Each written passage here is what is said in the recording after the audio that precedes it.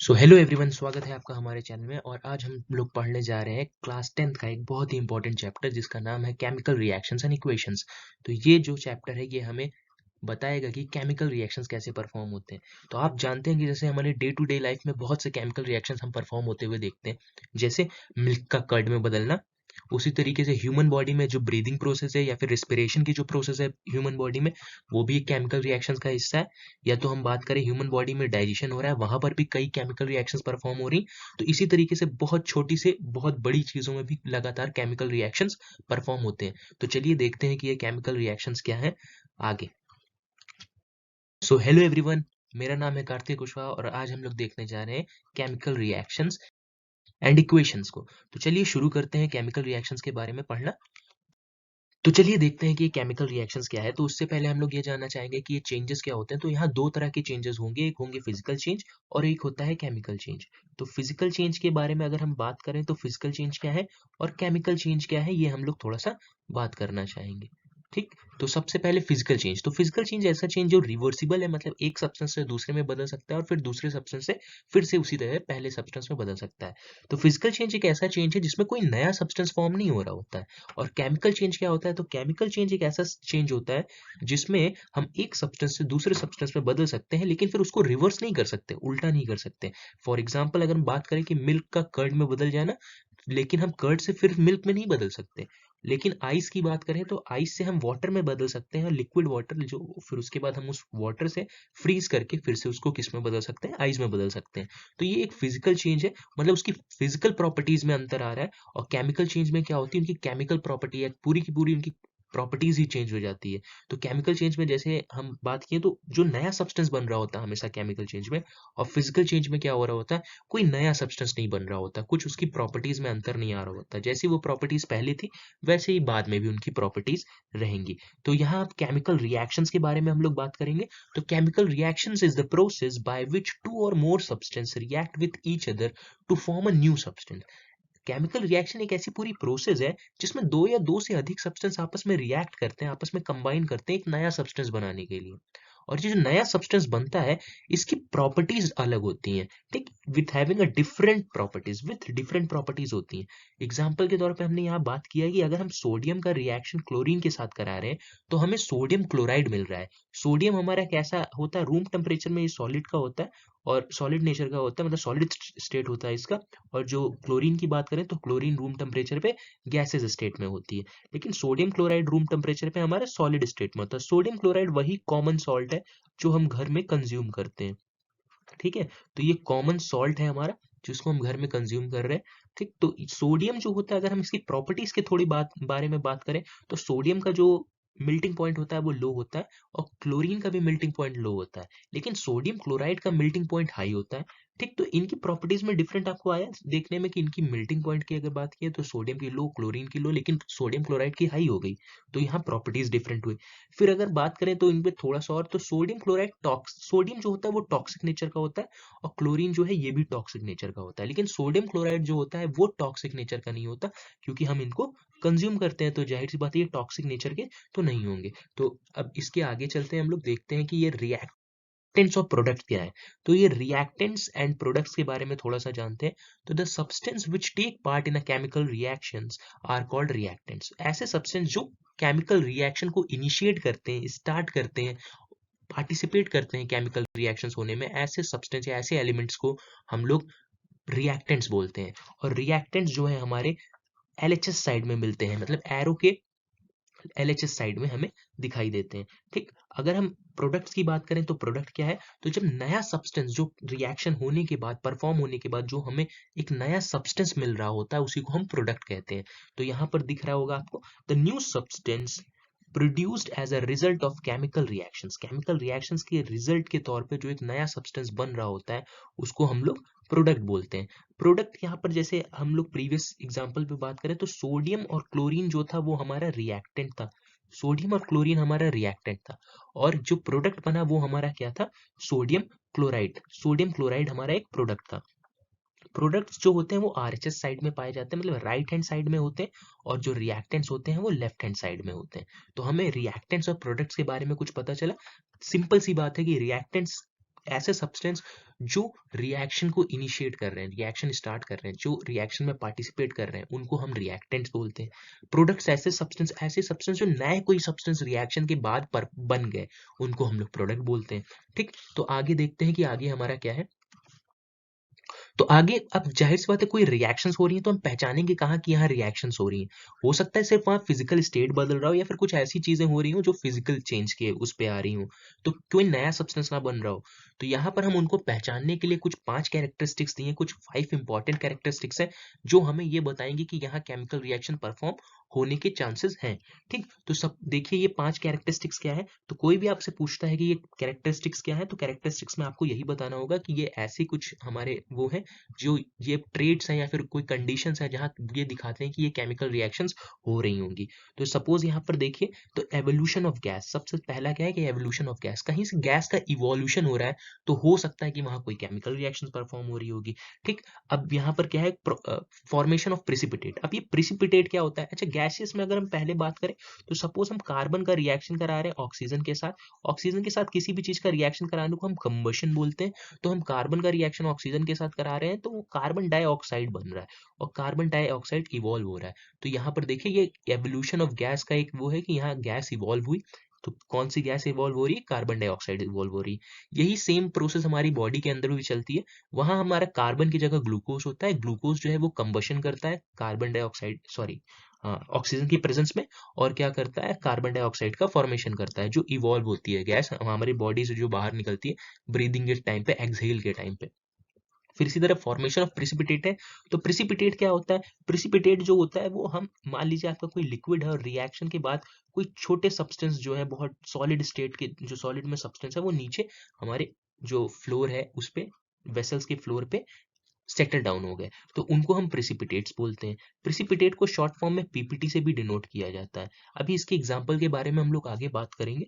Change in colour के बारे में बात करें, तो अगर किसी सब्सटेंस का कलर चेंज हो जा रहा है, जैसे ये आप नॉर्मल में, बहुत नॉर्मल प्रोसेस में कई बार देखे होंगे कि रस्टिंग होना, या आयरन जो है वो क्या होता है, आयरन हमारा सिल्वर, जो Fe हमारा आयरन है, वो सिल्वर इस कलर का होता है, सिल्वर कलर का होता है। लेकिन अगर हम थोड़े दिन में उसको एनवायरनमेंट में छोड़ दें, मॉइस्चर में छोड़ दें, तो वो जो सिल्वर कलर होता है वो चेंज हो जाता है हल्का रेडिश ब्राउन कलर में। ठीक है, तो वो रेड कलर में चेंज हो जाता है। तो इस वजह से ये क्या हो रहा है, चेंज इन कलर हो रहा है, चेंज इन कलर हो रहा है, तो वहां पर भी कोई केमिकल रिएक्शंस परफॉर्म हो रही होगी। चेंज इन टेम्परेचर का बात करें कि, तो अगर मान लो कोई ऑब्जेक्ट है जिसका टेम्परेचर बदल रहा है, अचानक से उसका टेम्परेचर ही चेंज हो जा रहा है, तो ये भी चांसेस हैं कि वहाँ केमिकल रिएक्शंस कुछ ना कुछ परफॉर्म हो रही होगी।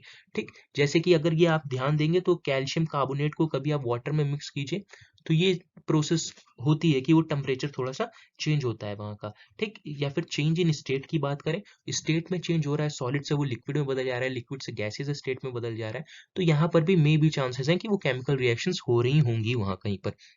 तो चलिए आगे देखते हैं, इनके बारे में और डिटेल में जानने की कोशिश करते हैं।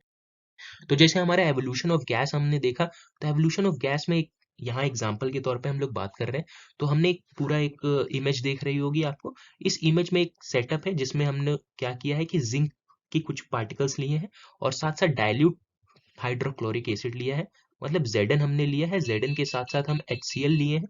तो HCl और Zn, Cl, सॉरी, HCl और Zn के साथ हम अगर रिएक्शन कर रहे हैं, तो रिएक्शन परफॉर्म होगी, तो क्या बनेगा, ये बनेगा ZnCl2, और ZnCl2 के साथ साथ हाइड्रोजन गैस जो होगी वो इवॉल्व होगी।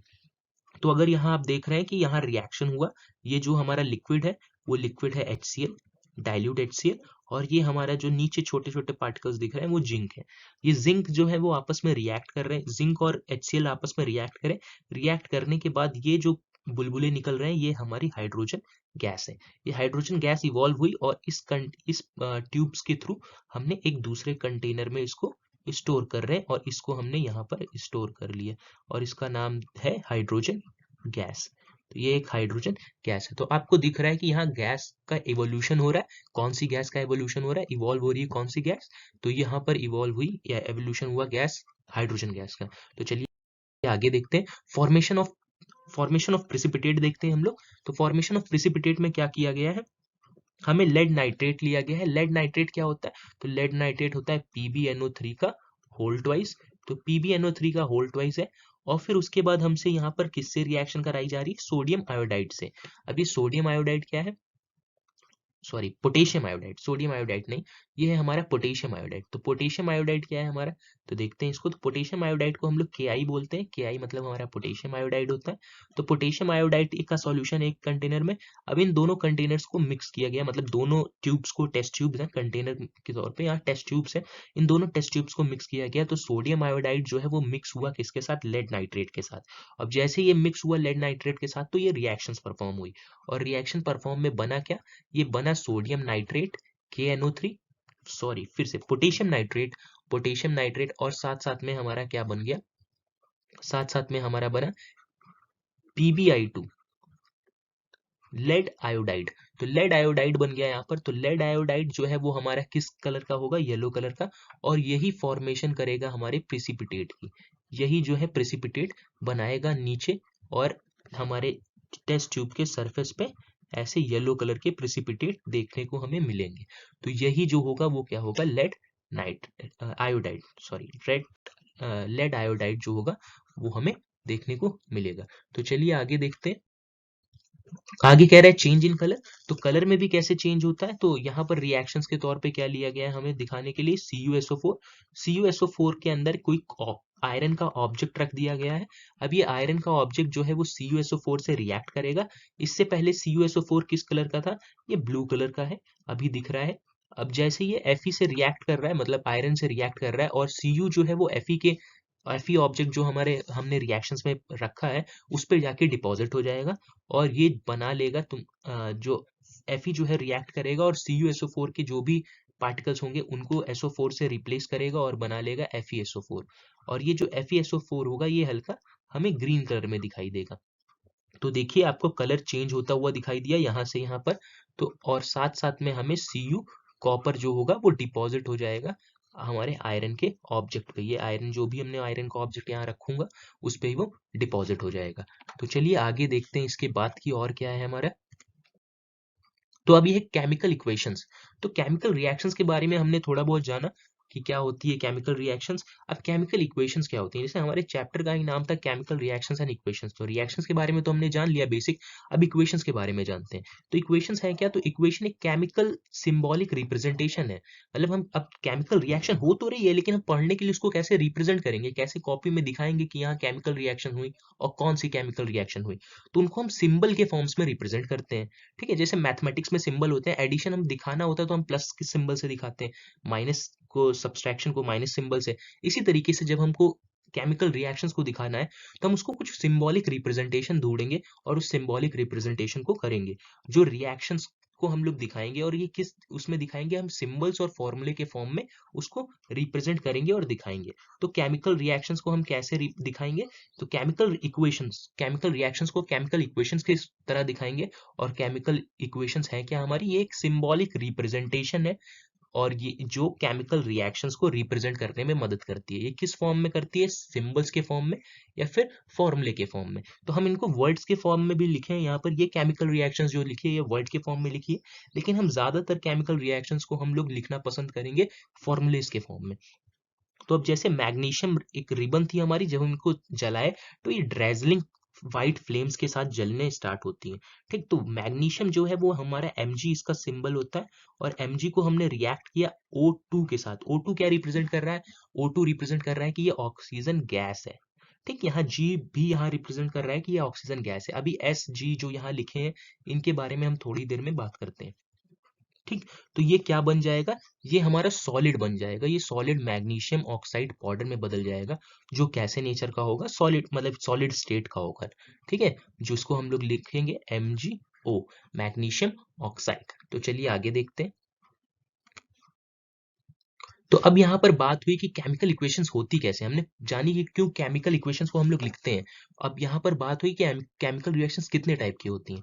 तो केमिकल रिएक्शंस जो है वो हमारी दो टाइप की होती हैं, एक unbalance chemical reaction, sorry chemical equations, और एक बैलेंस केमिकल इक्वेशंस। तो ये अनबैलेंस केमिकल इक्वेशंस क्या होती हैं, तो जैसे हमने अभी प्रीवियस में देखा था कि वहां पर जो था वो Mg प्लस O2 का रिएक्शन हुआ था, और रिएक्शन होने के बाद MgO बन गया था। Mg प्लस O2 का रिएक्शन होने के बाद वो MgO बन गया था। मैग्नीशियम और ऑक्सीजन का रिएक्शन हुआ तो मैग्नीशियम ऑक्साइड बन गया। तो यहाँ आपको देखने को मिल रहा है जो रिएक्टेंट साइड है हमारा, ये कौन सा साइड है हमारा, ये रिएक्टेंट साइड है। तो रिएक्टेंट साइड में क्या हो रहा है, तो रिएक्टेंट साइड में हम आप देख रहे होंगे कि रिएक्टेंट साइड में एक मैग्नीशियम है और दो ऑक्सीजन के एटम्स हैं। लेकिन यहाँ पर अगर प्रोडक्ट साइड में देखें तो एक ही मैग्नीशियम का एटम है और एक ही ऑक्सीजन का एटम है। तो एक एटम कहाँ गया, क्या एक एटम डिस्ट्रॉय हो गया? तो याद कीजिए हमने क्लास 9th में एक टॉपिक पढ़ा था लॉ ऑफ केमिकल कॉम्बिनेशन के अंदर, law law of conservation of मास। तो लॉ जो केमिकल रिएक्शंस में वहां बताया गया था कि केमिकल रिएक्शंस में मास जो है वो कंजर्व्ड होता है। मास कभी भी ना तो क्रिएट किया जा पाएगा और ना ही डिस्ट्रॉय हो पाएगा। तो ऑक्सीजन कहाँ गया भाई, ऑक्सीजन का मास डिस्ट्रॉय हो गया, इसका मतलब केमिकल रिएक्शंस में। तो हम उस लॉ को तो फॉलो ही नहीं किए। तो उस लॉ को फॉलो करने के लिए ये जो सबसे पहली बात की जो हमें रिएक्शंस लिखे हैं, ये इक्वेशन जो है वो अनबैलेंस्ड इक्वेशन है। वो कैसी इक्वेशन है, हमारी अनबैलेंस्ड इक्वेशन है। तो अब हम लोग को बैलेंस इक्वेशन लिखना पड़ेगा। अब ये बैलेंस इक्वेशन क्यों लिखेंगे, क्योंकि हमें फॉलो करना है law of conservation of mass. अगर law of conservation of mass follow करेंगे तो हमें इक्वेशंस को बैलेंस में लिखना पड़ेगा। तो एक बार सबसे पहले देख लेते हैं कि केमिकल जो अन यहाँ केमिकल इक्वेशंस है उसमें अनबैलेंस केमिकल इक्वेशंस क्या होती हैं। तो अनबैलेंस केमिकल इक्वेशन आपको देखने से ही समझ में आ रहा होगा कि जब number of particles reactant side और number of atom reactant side and number of atoms product side में इक्वल नहीं होते तो उनको हम अनबैलेंस्ड केमिकल रिएक्शंस बोलते हैं। और अगर इक्वल हो जाते हैं तो उन्हीं को बैलेंस केमिकल रिएक्शंस बोल देंगे। तो वही चीज यहाँ लिखा है, if number of atoms of each element in reactants is equal to the number of atoms in each element present in product। जितने भी एटम्स रिएक्टेंट साइड प्रेजेंट है और जितने एटम्स प्रोडक्ट साइड प्रेजेंट है, दोनों के दोनों कैसे होते हैं, इक्वल होते, अनइक्वल होते हैं, मतलब अलग अलग होते हैं। तो हम उनको क्या बोलते हैं कि वो केमिकल इक्वेशंस में अनबैलेंस केमिकल इक्वेशंस है। ठीक है, तो उस ऐसी इक्वेशंस को हम अनबैलेंस केमिकल इक्वेशंस बोलते हैं। तो भाई बैलेंस केमिकल इक्वेशंस क्या होती है, तो बैलेंस केमिकल इक्वेशंस होती है कि a balance chemical equations has number of atoms of each element same on both side. तो दोनों ही साइड में नंबर ऑफ एटम्स जो होते हैं वो सेम होते हैं। अगर मैं इसकी केस में बात करूं तो अगर मैं यहाँ पर 2 लगा दूं तो अब क्या हो जाएगा, 2 मैग्नीशियम हो जाएगा और 2 क्या हो जाएगा मेरा, ऑक्सीजन हो जाएगा। दो दो ही मैग्नीशियम हो जाएगा, Mg भी 2 हो जाएगा। और यहाँ मेरा, एक मिनट, तो अगर मैं बात करूं तो यहाँ मेरा मैग्नीशियम भी 2 हो जाएगा और ऑक्सीजन भी 2 हो जाएगा। लेकिन अगर मैं इस साइड की बात करूं तो इस साइड मेरा अगर फिर क्या हो जाएगा, मैग्नी ऑक्सीजन तो 2 है लेकिन मैग्नीशियम अनबैलेंस्ड हो गया इस बार। मैग्नीशियम यहाँ 2 हो गया और यहाँ मैग्नीशियम 1 ही है। तो इसी वजह से मैं यहाँ पर भी एक बार 2 लगा दूंगा। तो मैग्नीशियम भी बैलेंस्ड हो गया। तो देख रहे हैं आप लोग, कहीं ना कहीं हम लोग हिट एंड ट्रायल मेथड का इस्तेमाल कर रहे हैं। एक बार इसको देख रहे हैं, इसमें कुछ बढ़ा रहे हैं, एक बार कुछ उसमें बढ़ा रहे हैं, ट्रायल करके हम लोग उसका कुछ रिएक्शंस या इक्वेशंस को बैलेंस करना चाह रहे हैं। तो ये इस मेथड्स को, बैलेंसिंग के इस मेथड को हम लोग बोलते हैं हिट एंड ट्रायल मेथड। तो हिट एंड ट्रायल मेथड से ही हम लोग बैलेंसिंग सीखेंगे और ये बहुत ही इंपॉर्टेंट है हमारे एग्जाम पॉइंट ऑफ व्यू के लिए। तो चलिए देखते हैं हम लोग कि ये कैसे हम लोग इसको बैलेंस करते हैं। तो बैलेंसिंग ऑफ केमिकल इक्वेशंस, तो केमिकल इक्वेशंस को कैसे बैलेंस किया जाता है। तो केमिकल इक्वेशंस को बैलेंस करने के लिए हम लोग क्या करते हैं, सबसे पहले एक चार्ट हमने यहाँ पर एक टेबल ड्रॉ कर लिए। आप भी करना चाहें तो कर सकते हैं। इससे हमें रखने में और समझने में बहुत आसानी होती है कि कितने कितने एलिमेंट है हमारे और कैसे कैसे उन एलिमेंट को हम बैलेंस करेंगे। तो जैसे यहाँ आयरन हो गया, हाइड्रोजन हो गया, ऑक्सीजन, तो कितने एलिमेंट है हमारे पास, 3 एलिमेंट्स हैं जो केमिकल रिएक्शन में पार्टिसिपेट कर रहे हैं। और यहाँ पर हर एक एलिमेंट का हमने रिएक्टेंट साइड में और प्रोडक्ट साइड में नंबर ऑफ एटम्स लिख लिए हैं। जैसे आयरन के यहाँ सिर्फ एक ही एटम है तो हमने यहाँ पर रिएक्टेंट साइड में 1 लिख लिया। लेकिन आयरन का देखिए Fe का 3 एटम्स जो है हमारे प्रोडक्ट साइड में है, तो इसीलिए हमने यहाँ पर प्रोडक्ट साइड में इसको 3 लिख लिया। हाइड्रोजन की बात करें तो हाइड्रोजन यहाँ पर 2 है और यहाँ हाइड्रोजन 2 है। तो हाइड्रोजन तो बैलेंस्ड है, तो हाइड्रोजन आपको दिख रहा है कि बैलेंस है। ऑक्सीजन की बात करें तो एक ऑक्सीजन यहाँ है, लेकिन अगर इस साइड की बात करें तो 4 ऑक्सीजन है। तो हमने वही चीज यहाँ पर दिखाई है। तो चलिए सोचते हैं कि इसको बैलेंस कैसे करेंगे। तो पहले कोशिश ये की जाती है कि हम लोग स्टार्ट करते हैं बैलेंसिंग किसी भी मेटल से। तो आयरन एक मेटल हमें दिख रहा है, हम इसको बैलेंस करना स्टार्ट करते हैं। तो आयरन में हम कैसे बैलेंस कर सकते हैं, यहाँ आयरन 3 है तो सोचिए हम इसमें ऐसा 1 में ऐसा क्या मल्टीप्लाई कर दें कि ये 3 हो जाए। तो आपको दिमाग में आया होगा अगर 3 1 जा 3, 3 मल्टीप्लाई कर देते हैं तो ये बैलेंस हो जाएगा। तो बस यहाँ इसके आगे हमें क्या लगा देना है, 3 लगा देना है। तो हम इसके आगे आयरन के आगे हम लोग क्या कर देंगे, 3 ऐसे लगा देंगे। तो ये आयरन तो हमारा बैलेंस हो गया। चलिए आयरन बैलेंस हो गया, तो अब आगे क्या करते हैं, अब आयरन बैलेंस हो गया तो हम ऑक्सीजन को बैलेंस करने की कोशिश करते हैं। तो ऑक्सीजन हमारे यहाँ पर 4 है, तो ऑक्सीजन को कैसे बैलेंस करें, तो फिर आपके दिमाग में आया होगा कि 4 मल्टीप्लाई कर देते हैं, यहाँ पर ऑक्सीजन भी बैलेंस हो जाएगा। तो हाँ बैलेंस हो गया, यहाँ पर 4 मल्टीप्लाई करें। लेकिन अगर 4 मल्टीप्लाई करें तो आप देख रहे हैं ऑक्सीजन तो 4 हो गया, लेकिन हाइड्रोजन भी 8 हो गया। या अगर क्योंकि हमने एक साथ, क्योंकि ये दोनों अलग अलग तो थे नहीं, एक ही मॉलिक्यूल में पड़े हुए हैं, तो हमें क्या करना हुआ, यहाँ मल्टीप्लाई किया ऑक्सीजन को बढ़ाने के लिए, तो ऑक्सीजन भी बढ़ गया, हाइड्रोजन भी बढ़ गया ऑक्सीजन के साथ साथ। तो हाइड्रोजन कितने हो गए अब मॉलिक्यूल्स, 8 हो गए। तो देख रहे हैं अब ये 8 हो गए, इसके एटम्स जो है हाइड्रोजन के एटम रिएक्टेंट साइड में। अब प्रोडक्ट साइड में देखिए आप तो, हाँ प्रोडक्ट साइड में देखें आप तो सिर्फ 2 ही है। तो आप इसको कैसे बैलेंस कर सकते हैं, तो आप सोचिए कि 8 में 8 ले आना है हमें इस साइड में, तो ऐसा क्या मल्टीप्लाई कर दें 8 आ जाए। तो 4 से मल्टीप्लाई कर देंगे तो 8 आ जाएगा। तो हम इसके साइड में क्या लिख देंगे, 4 लिख देंगे। तो अब देखिए आप 3 आयरन, 3 यहाँ भी आयरन, मतलब रिएक्टेंट और प्रोडक्ट साइड में दोनों ही 3 आयरन है। 8 हाइड्रोजन यहाँ है और 8 हाइड्रोजन यहाँ भी है। 4 ऑक्सीजन यहाँ है और 4 ऑक्सीजन यहाँ भी है। तो आपको देखने को मिला कि ये दोनों साइड कैसे हो गए, बैलेंस्ड हो गए। तो चलिए आगे देखते हैं हम लोग, एक और क्वेश्चंस के बारे में बात करेंगे। तो ये देखिए जो हमने प्रीवियसली किया था वो उसका जो सॉल्यूशन है वो कुछ ऐसा दिख रहा है हमें। तो आगे देखते हैं। तो एक और क्वेश्चन हमें दिख रहा है, ये एकदम सिंपल सा क्वेश्चन है, कुछ नहीं करना है इसमें। तो इसमें भी आपको दिख रहा होगा कि रिएक्टेंट साइड में 2 हमारे एटम्स है हाइड्रोजन के, और 2 ही एटम्स क्लोरीन के। लेकिन अगर प्रोडक्ट साइड की बात करें तो प्रोडक्ट साइड में हमारे एक हाइड्रोजन के हैं और एक ही क्या है हमारा, क्लोरीन का है। तो अब इसको बैलेंस करने के लिए हमें क्या करना होगा, सिंपल सा हम इसमें 2 मल्टीप्लाई कर दें दोनों में। तो ये क्या हो जाएगा, 2 1 जा 2 और 2 1 जा 2, 2 2 दोनों बैलेंस हो गया। तो हम क्या कर देंगे यहाँ पर ऐसे 2 बढ़ा देंगे, तो बस ये बैलेंस हो गया, इक्वेशन बैलेंस हो गई। तो आगे ये देखिए, तो ये देखिए यहाँ पर यही लिखा है कि इक्वेशन कैसे बैलेंस हुई, सिर्फ यहाँ 2 बढ़ा दिया है और वही प्रीवियस जैसा सब है।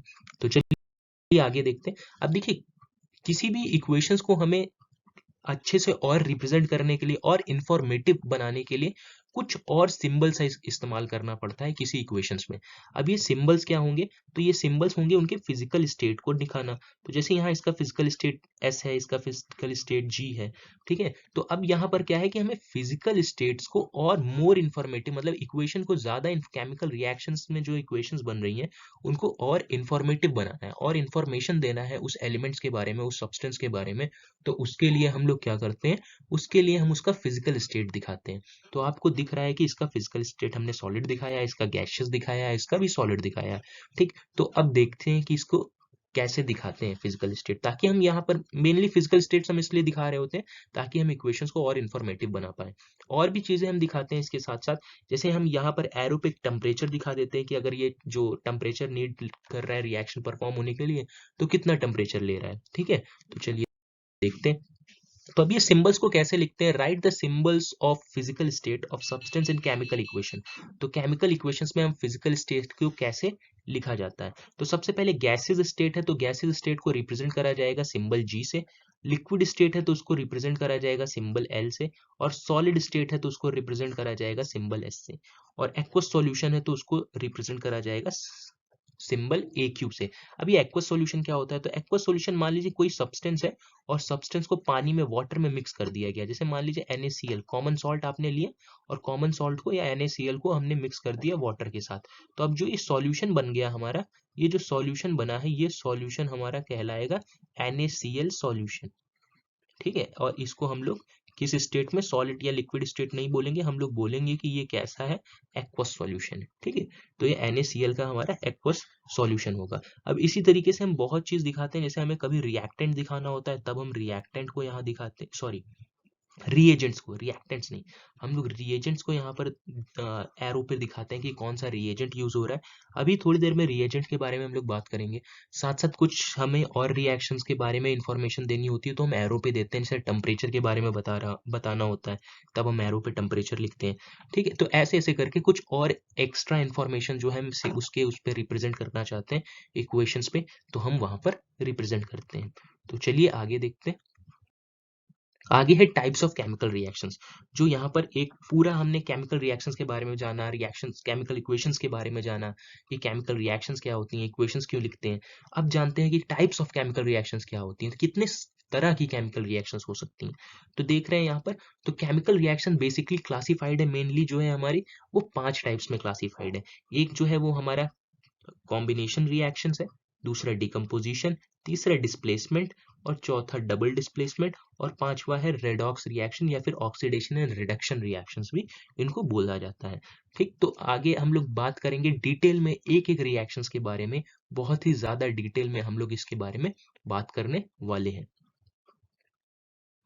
तो चलिए देखते हैं सबसे पहले टाइप ऑफ केमिकल रिएक्शंस के बारे में, जिसको हम लोग बोलते हैं कॉम्बिनेशन रिएक्शंस। तो कॉम्बिनेशन रिएक्शंस जैसे आपको नाम से थोड़ा थोड़ा क्लियर हो रहा होगा, कॉम्बिनेशन कॉम्बिनेशन मतलब कंबाइन, कंबाइन से कॉम्बिनेशन बना है, तो यहाँ पर किसी ना किसी चीज को हमें कंबाइन करना होगा, जोड़ना पड़ेगा। तो आप यहाँ पर देख रहे हैं कि रिएक्शन इन विच टू और मोर रिएक्टेंट्स, दो या दो से अधिक रिएक्टेंट्स कंबाइन करते हैं, combine to form one product. एक प्रोडक्ट बनाने के लिए दो या दो से ज्यादा रिएक्टेंट आपस में मिलते हैं और एक प्रोडक्ट का फॉर्मेशन करते हैं, उसी रिएक्शन को कॉम्बिनेशन रिएक्शंस बोला जाता है हमारा। ठीक है, तो फिर से एक बार, कॉम्बिनेशन रिएक्शंस क्या है? तो कॉम्बिनेशन रिएक्शंस एक ऐसे रिएक्शंस है जिसमें दो या दो से अधिक रिएक्टेंट्स आपस में कंबाइन करते हैं, आपस में मिलते हैं, जुड़ते हैं एक एक प्रोडक्ट्स फॉर्म करने के लिए, उन्हीं को हम लोग कॉम्बिनेशन रिएक्शंस बोलते हैं। तो जैसे यहाँ पर आपने देख रहे हैं कि हम एक एलिमेंट हमारे पास ए है, दूसरा एलिमेंट हमारे पास बी है, या एक कंपाउंड दूसरा कंपाउंड, या एक एलिमेंट दूसरा एलिमेंट जो है ए और बी। देखिए, दो या दो से अधिक भी हो सकते हैं, हमने यहाँ टू का एग्जांपल लिया है, टू से ज्यादा भी हो सकते हैं। तो दो एलिमेंट्स जो है हमारे वो कंबाइन किए, और कंबाइन करने पर बाद एक सिंगल प्रोडक्ट का फॉर्मेशन किए। तो ऐसे टाइप के रिएक्शंस को हम लोग कॉम्बिनेशन रिएक्शंस बोलते हैं। एग्जाम्पल के तौर पे अभी थोड़ी देर पहले हमने मैग्नीशियम और ऑक्सीजन के बारे में बात किया था। मैग्नीशियम जो है वो एक मेटल है, वो रिएक्ट करता है, मतलब यहाँ पर मैग्नीशियम का हम कंबशन कर रहे हैं, तो मैग्नीशियम का जैसे हम कंबशन किए, मतलब ऑक्सीजन की प्रेजेंस में मैग्नीशियम को बर्न किए, तो यहाँ पर हमें एक कंपाउंड मिला जो है मैग्नीशियम ऑक्साइड। जो मैग्नीशियम ऑक्साइड है ये सॉलिड नेचर का है, और यहाँ पर आपको ये भी सॉलिड और गैसेस दिख रहा होगा, मतलब ये और इन्फॉर्मेशन जो हमने इन्फॉर्मेटिव करा है, मतलब इसके स्टेट्स को डाला है, तो इसके बारे में भी हमने प्रीवियस बात की थी कि क्यों लिखते हैं हम लोग इसको। तो कॉम्बिनेशन रिएक्शंस आपको समझ में आया। ऐसे बहुत से कॉम्बिनेशन रिएक्शंस हैं, एग्जांपल के तौर पे हम लोग आगे बात करते हैं, जैसे कि बर्निंग ऑफ कार्बन, कार्बन का जलना, ये भी एक तरीके की क्या है, हमारी कॉम्बिनेशन रिएक्शन है। जैसे कार्बन रिएक्ट किया ऑक्सीजन की प्रेजेंस में, तो क्या बना रहा है हमारा, कार्बन डाइऑक्साइड बनाया। ठीक, तो कार्बन डाइऑक्साइड जब बन रहा है तो ये भी एक हमारी कॉम्बिनेशन रिएक्शन है। दो प्रोडक्ट आपस में एक हुए, और सॉरी दो रिएक्टेंट एक हुए और एक प्रोडक्ट का फॉर्मेशन किए। ठीक, फिर इसके बाद फॉर्मेशन ऑफ वाटर। तो वाटर का फॉर्मेशन क्या है, तो हाइड्रोजन गैस जो है ऑक्सीजन के प्रेजेंस में रिएक्शन कर रही है, ऑक्सीजन और हाइड्रोजन रिएक्ट किए, मतलब दो रिएक्टेंट्स और एक प्रोडक्ट का फॉर्मेशन किए, तो इसको भी हम लोग क्या बोलते हैं, कॉम्बिनेशन रिएक्शन बोलते हैं। सेम इसी तरीके से स्लैग्ड लाइम, या फिर हम इसको क्या बोलते हैं, कैल्शियम ऑक्साइड। स्लैग्ड लाइम और कैल्शियम ऑक्साइड जो है वो रिएक्ट किया, कैल्शियम ऑक्साइड जो है वो वाटर से रिएक्ट किया, तो वाटर से रिएक्ट करने के बाद क्या बना, CaOH का होल ट्वाइस, और साथ साथ थोड़ी सी हीट एनर्जी भी इवॉल्व हुई। ठीक है, तो यहाँ पर आप लोग देख रहे होंगे कि हमने कुछ कुछ ऐसे चीजों के बारे में बात कर रहे हैं हम लोग, कि ये सारे के सारे केमिकल रिएक्शंस है, दो रिएक्टेंट आपस में मिल रहे हैं और एक प्रोडक्ट का फॉर्मेशन कर रहे हैं, तो वो हमारा क्या कहलाता है, कॉम्बिनेशन रिएक्शन कहलाता है। तो चलिए आगे बढ़ते हैं और दूसरे रिएक्शंस के बारे में समझते हैं। अब ये डीकंपोजिशन रिएक्शन क्या है, डीकंपोज होना मतलब टूट जाना, यहाँ पर किसी चीज में स्प्लिट आउट हो जाना, टूट जाना। ठीक है, तो अब यहाँ पर आप देख रहे हैं कि reaction in which one compound, ऐसा रिएक्शन जिसमें एक कंपाउंड जो है वो डीकंपोज हो रहा है, टूट रहा है दो से ज्यादा प्रोडक्ट्स में। ठीक है, दो से ज्यादा प्रोडक्ट, दो या दो से अधिक प्रोडक्ट्स में टूट जा रहा है। जैसे वहां पर हमने बात किया कॉम्बिनेशन के, तो डीकंपोजिशन जस्ट अपोजिट है कॉम्बिनेशन का। वहां दो रिएक्टेंट होते थे कॉम्बिनेशन में और एक प्रोडक्ट का फॉर्मेशन होता था। यहाँ पर क्या है कि एक प्रोडक्ट, एक रिएक्टेंट है और दो प्रोडक्ट का फॉर्मेशन हो रहा है, तो ये जस्ट अपोजिट सिनेरियो के बारे में बात कर रहे हैं कॉम्बिनेशन के।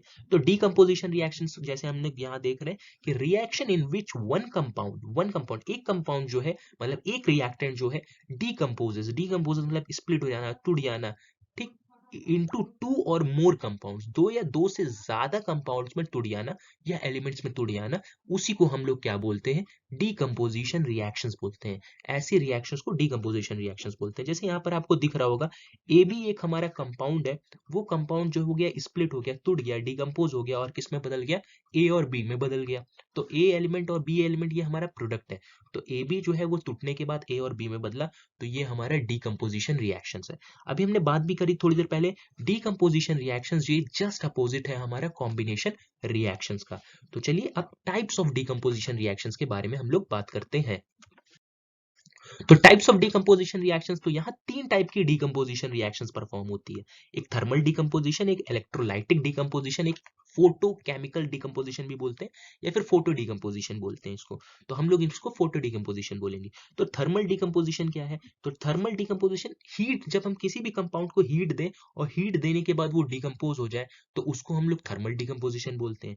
इलेक्ट्रिक डीकंपोजिशन क्या है, तो सिंपल लैंग्वेज में अगर हम इलेक्ट्रिक डीकंपोजिशन की बात करें तो ऐसा डीकंपोजिशन जिसमें हम लोग अगर थोड़ी सी इलेक्ट्रिसिटी इसके अंदर फ्लो करा दें, पास करा दें इलेक्ट्रिसिटी किसी कंपाउंड के अंदर, किसी रिएक्टेंट के अंदर, तो वो स्प्लिट हो जाए, टूट जाए, तो उसको हम लोग इलेक्ट्रोलाइटिक डिकम्पोजिशन बोलते हैं।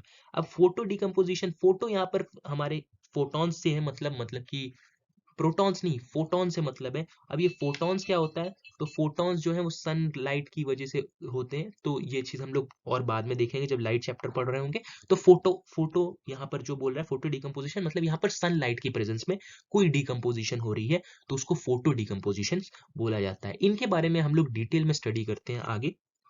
तो चलिए देखते हैं। तो सबसे पहले है thermal decomposition.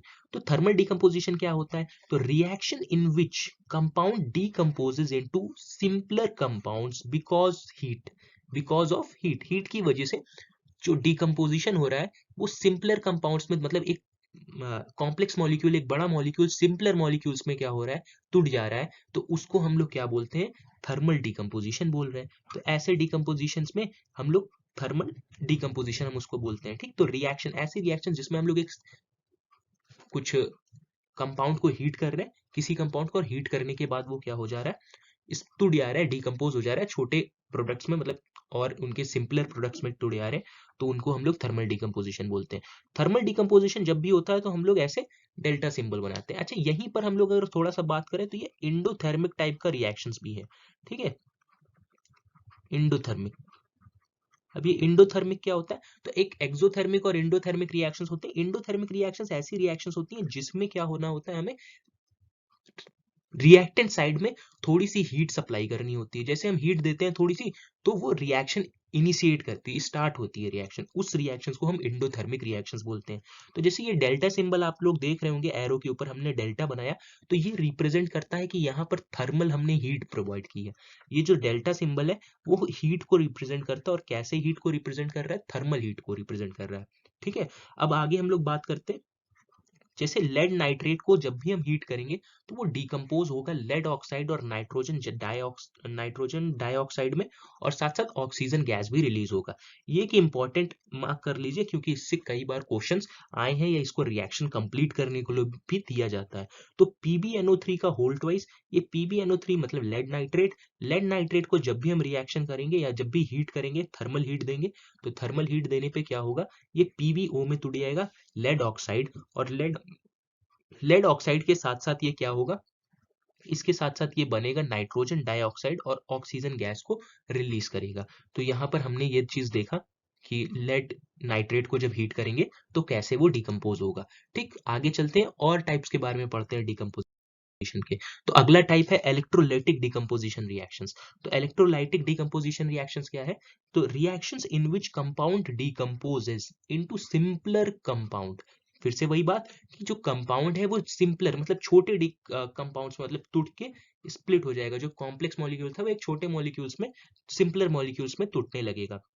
By passing electricity जैसे हम उसके अंदर इलेक्ट्रिसिटी को पास करेंगे तो ये सारी चीजें हो रही होंगी, are all known as electrolytic decomposition reactions. तो ऐसे रिएक्शंस को हम लोग इलेक्ट्रोलाइटिक डिकम्पोजिशन रिएक्शंस बोलते हैं। ठीक, तो अब जैसे यहाँ पर एग्जांपल दिया है कि व्हेन, अब इलेक्ट्रोलाइटिक डिकम्पोजिशन रिएक्शन को दिखाने के लिए हम लोग क्या करते हैं, यहाँ पर इसके एरो पे इलेक्ट्रिसिटी लिख देते हैं कि हमने इलेक्ट्रिसिटी पास करी। तो जैसे इलेक्ट्रिसिटी पास करी तो इलेक्ट्रिसिटी के पास होने से क्या हुआ, H2 मतलब हाइड्रोजन गैस रिलीज हुई और ऑक्सीजन गैस जो हो गई वो रिलीज हुई। तो ये एक तरीके का हमारा एग्जाम्पल ये देख रहे हैं आप लोग इलेक्ट्रोलिटिक। आगे देखते हैं इसके बारे में। तो देखिए यहाँ पर हमने एक सेटअप पूरा बनाया कि इलेक्ट्रोलिटिक कैसे डिकम्पोजिशन परफॉर्म हो रहा होगा। तो अब यहाँ पर एक बैटरीज है, बैटरीज के साथ साथ हमने दो रॉड लगा रखी है यहाँ पर।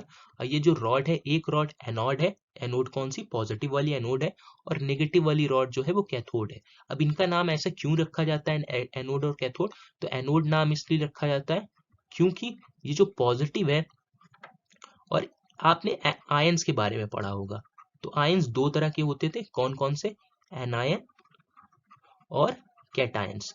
अब ये बताइए कि कैटायंस क्या होता था, तो कैटायन पॉजिटिव चार्ज होता था और एनायंस जो होते थे नेगेटिव होते थे। जैसे Cl माइनस ये एक एनायन है और Na प्लस जो है वो एक कैटायन है। अब ये बताइए कि ये जाएंगे कहाँ, अगर मान लो नेगेटिव है तो नेगेटिव आयन कहीं पर स्प्लिट हुए या टूटे हैं तो वो नेगेटिव किसकी तरफ अट्रैक्ट होंगे, तो पॉजिटिव टर्मिनल की तरफ अट्रैक्ट होंगे। तो हमेशा अगर ये बैटरी से इसको रॉड को इधर से कनेक्ट कर दिया जाए तो ये पॉजिटिव टर्मिनल कहलाएगा, तो ये पॉजिटिव टर्मिनल की तरफ अट्रैक्ट होंगे। तो अगर पॉजिटिव टर्मिनल की तरफ अट्रैक्ट होंगे तो ये जाके इस एनोड पे चिपक जाएंगे, मतलब इस वाले रॉड पे चिपक जाएंगे। और कौन चिपक गए, एनायन चिपक गए, एनायन गए और यहाँ पर चिपक गए। तो इसी वजह से इसको क्या नाम दे दिया गया, इसका नाम ही दे दिया गया कि ये एनोड है। ठीक, और इसी तरीके से अगर हम बात करें पॉजिटिव की, तो पॉजिटिव नेगेटिव टर्मिनल पे जाके चिपकेंगे, ये नेगेटिव टर्मिनल पे पॉजिटिव आके रहेंगे, मतलब इस अट्रैक्ट होंगे। तो इसी वजह से इसका नाम कैथोड पड़ गया। ठीक है, तो अब आगे बात करते हैं। तो ये जो सेटअप है हमारा पूरा, इसमें हमने एक वाटर लिया है, वाटर में हमने थोड़ा सा या तो HCl एसिड डाला होगा, या तो हमने क्या किया होगा, HCl एसिड या H2SO4 एसिड या कोई भी एसिड हमने डाल के इसके अंदर हमने क्या किया होगा, थोड़ा सा या कॉमन सॉल्ट हम लोग, ताकि इसकी जो इलेक्ट्रिक कंडक्टिविटी है वो थोड़ी सी अच्छी हो जाए।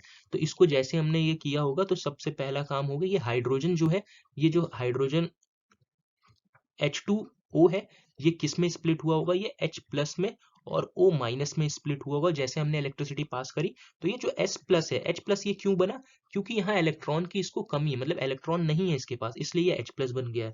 ठीक है, तो ये H प्लस जैसे ही बना होगा, ये H प्लस बनते ही मान किधर की ओर, क्योंकि पॉजिटिव है तो नेगेटिव के साइड में अट्रैक्ट हुआ होगा तुरंत, और ये नेगेटिव के साइड में H प्लस अट्रैक्ट होगा और जाके नेगेटिव टर्मिनल पे बैठ जाएगा, और इसको वहीं से हाइड इलेक्ट्रॉन मिल जाएंगे, और जैसे इलेक्ट्रॉन मिलेंगे तो ये थोड़ा सा स्टेबल हो जाएगा, मतलब जो आयन से चेंज होके मॉलिक्यूल में बदल जाएगा, और यहाँ पर ये डिपॉजिट हो जाएगा एज H2, H2 की तरह यहाँ पर जा जाके ये डिपॉजिट हो जाएगा H2 गैस। और ऑक्सीजन जो होगी वो नेगेटिव चार्ज होगा, तो वो नेगेटिव मतलब ये पहले से ही O माइनस है, तो इसके पास एक्सेस में ना वो इलेक्ट्रॉन है, तो ये पॉजिटिव टर्मिनल की तरफ, मतलब नेगेटिव है तो पॉजिटिव टर्मिनल की तरफ अट्रैक्ट होगा और अपने इलेक्ट्रॉन्स को ले जाके किस में दे देगा, एनोड में दे देगा। तो जैसे इलेक्ट्रॉन एनोड में दे देगा, तो यहाँ देख रहे हैं आप लोग एक सर्किट कंप्लीट होती हुई दिख रही है।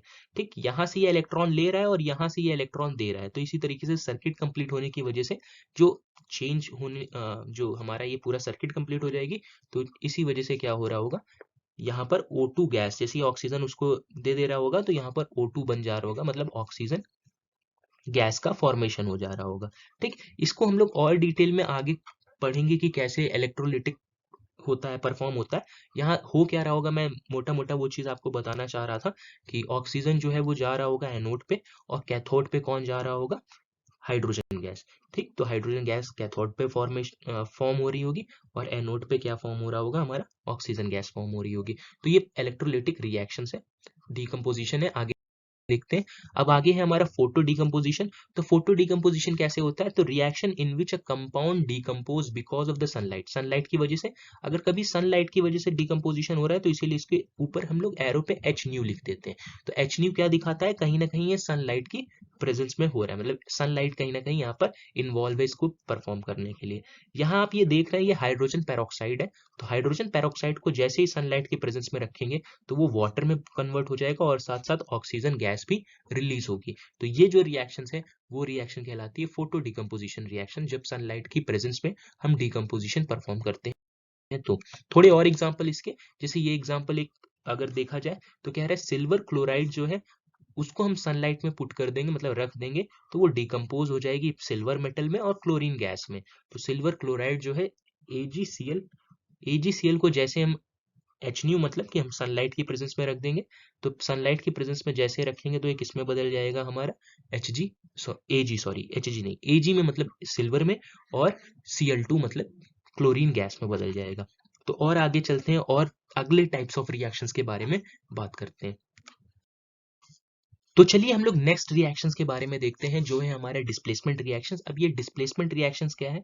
तो रिएक्शन इन विच एटम्स और ions moves from one compound to another to form a new compound are known as displacement reactions. तो ऐसा रिएक्शंस जिसमें आयन या एटम एक जगह से दूसरी जगह डिस्प्लेस होता है, मतलब एक एलिमेंट से वो किसी कंपाउंड के पास डिस्प्लेस होके चला जाता है, तो वो ऐसे रिएक्शंस को हम लोग क्या बोलते हैं? डिस्प्लेसमेंट रिएक्शंस बोलते हैं। ठीक है, तो डिस्प्लेसमेंट रिएक्शंस में एक यहाँ पर आप देख रहे होंगे कि हमने एक ए एलिमेंट लिया और एक बी सी एक कंपाउंड है। तो ये जैसे ए गया, ए जाके बी को रिप्लेस कर देगा अपनी पोजीशन से। तो जैसे ए जो है वो बी को रिप्लेस कर देगा, तो जो नया कंपाउंड फॉर्म करेगा वो क्या हो जाएगा? AC हो जाएगा, और बी जो है अपनी पोजीशन से हट जाएगा। ऐसे समझिए। अब यहाँ पर ये किस पे काम करता है? ये स्ट्रेंथ के बेसिस पे काम करता है, या फिर रिएक्टिविटी के बेसिस पे काम करता है। अब कोई भी जाके ए जो है वो बी किसी को भी नहीं हटा सकता। इसके लिए हमें रिएक्टिविटी सीरीज देखनी पड़ती है। उसके अकॉर्डिंग हम बताते हैं क्या ये इसको हटा पाएगा या नहीं हटा पाएगा। ठीक, तो अब ये डिस्प्लेसमेंट रिएक्शन क्या है? तो displacement reaction is also known as substitution reaction.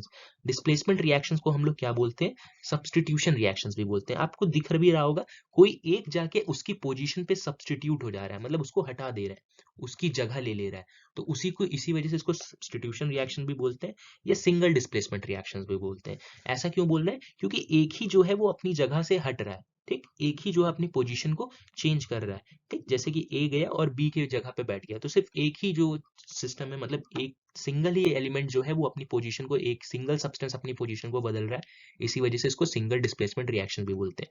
यहाँ किसी एक एटम या एक आयन जो है वो मूव करता है किसी अपने एक कंपाउंड से किसी दूसरे कंपाउंड में, तो उसी को हम लोग सिंगल डिस्प्लेसमेंट रिएक्शंस बोलते हैं। फिर सबसे इंपॉर्टेंट या नोट वाली पॉइंट क्या है सिंगल डिस्प्लेसमेंट रिएक्शंस के लिए? तो हमें इसमें रिएक्टिविटी सीरीज देखना जरूरी है। हम ऐसे किसी को ही नहीं बोल सकते कि ए जाएगा और बी की जगह पे बैठ जाएगा। ठीक, फॉर एग्जाम्पल मान लेते हैं कि हमने कुछ सीट अरेंजमेंट है, ये ए है यहाँ पर, ये बी है और ये सी है। ए जो है वो बी के पास बैठना चाहता, सी के पास बैठना चाहता है, लेकिन बी अभी बैठा हुआ है। तो जाहिर सी बात है कि अगर ए के पास ज्यादा पावर होगी तो वो बी को हटा सकता है, लेकिन अगर बी के पास ज्यादा पावर होगी तो वो क्या ए तब भी बी को हटा सकता है? तब ऐसा नहीं हो सकता। अगर ए के पास ज्यादा पावर है, ए के पास ज्यादा पावर है तो बी को हटा सकता है। मतलब पावर का सेंस यहाँ क्या है? एज अ रिएक्टिविटी सीरीज में हमें देखना होगा कि किसकी रिएक्टिविटी ज्यादा है। जो ज्यादा रिएक्टिव होगा उसी वही वहां पर रिएक्शन परफॉर्म हो पाएगी। ठीक है, तो आगे देखते हैं इसके बारे में, रिएक्टिविटी के बारे में। तो सबसे पहले हम लोग बात कर रहे हैं रिएक्टिविटी सीरीज के बारे में। उससे पहले एक दो एग्जांपल के बारे में बात कर लेते हैं। तो एक दो एग्जांपल क्या है हमारे पास? When zinc react with hydrochloric acid, ये एग्जांपल हम लोग अभी बात किए थे। हाइड्रोजन गैस इवॉल्व होती है जब जिंक जो है हाइड्रोक्लोरिक एसिड से रिएक्ट करता है, तो वो ZnCl2 बनाता है और साथ साथ हाइड्रोजन गैस का एवोल्यूशन होता है। तो अभी थोड़ी देर पहले देख रहे हैं हम लोग। अब यहाँ पर क्या है कि जिंक जो है वो ज्यादा पावरफुल है एज कम्पेयर टू हाइड्रोजन। इसी वजह से वो जिंक जो है हाइड्रोजन को क्या कर दिया? रिप्लेस कर दिया, और वहां पर अपना एक कंपाउंड फॉर्म कर लिया। लेकिन अगर यहाँ पर हाइड्रोजन ज्यादा पावरफुल होता तो ये रिएक्शन नहीं होती। तो चलिए देखते हैं यहाँ पर जो इसके तरह एक केस है। अगर नीचे बात करें तो व्हेन, यहाँ पर इस केस के बारे में बात करें तो यहाँ पर आप देख रहे हैं कि when silver metal is dipped in copper nitrate, अगर सिल्वर को कॉपर नाइट्रेट सॉल्यूशन में हम लोग डिप करके छोड़ देंगे तो कोई रिएक्शन नहीं होगी। क्यों नहीं होगी कोई रिएक्शन? क्योंकि जो सिल्वर है वो इस बार कम रिएक्टिव है। किससे कम रिएक्टिव है? कॉपर से। सिल्वर जो है वो कॉपर से कम रिएक्टिव है, इसलिए सिल्वर कभी रिप्लेस ही नहीं कर पाया कॉपर को, और कभी रिप्लेस नहीं कर पाया कॉपर को तो रिएक्शन परफॉर्म हुई ही नहीं। तो यहाँ से हमें यह समझ में आया कि रिएक्टिविटी सीरीज जानना बहुत जरूरी है, तभी हम इस रिएक्शंस के बारे में आगे और अच्छे से बता पाएंगे। तो चलिए देखते हैं रिएक्टिविटी सीरीज। तो चलिए देखते हैं जो रिएक्टिविटी सीरीज कैसी है, जो हमें डिस्प्लेसमेंट सिंगल डिस्प्लेसमेंट रिएक्शन में बहुत मदद करेगी। तो ये रिएक्टिविटी सीरीज कुछ इस तरीके से है कि यहाँ पर जो सबसे ऊपर एलिमेंट लिखा है वो सबसे मोस्ट रिएक्टिव एलिमेंट है, और जो सबसे नीचे एलिमेंट है वो सबसे लीस्ट रिएक्टिव एलिमेंट है। ठीक, तो सबसे पोटेशियम जो है वो मोस्ट रिएक्टिव है, और जो प्लेटिनम है वो हमारा सबसे लीस्ट रिएक्टिव, मतलब वो उसके बहुत कम रिएक्टिविटी इसके पास पावर है।